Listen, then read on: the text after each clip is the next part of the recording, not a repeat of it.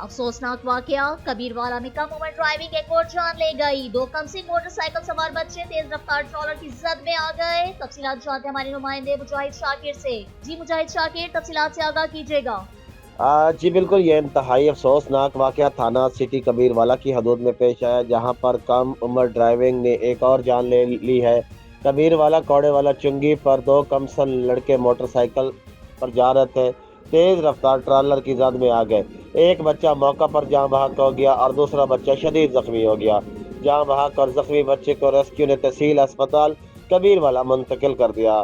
بچوں کی شناخت 15 سالہ احمد حسن اور 12 سالہ ارسلان کے نام سے ہوئی ہے. دونوں نواحی علاقے کوٹ بہادر کے رہائشی ہیں.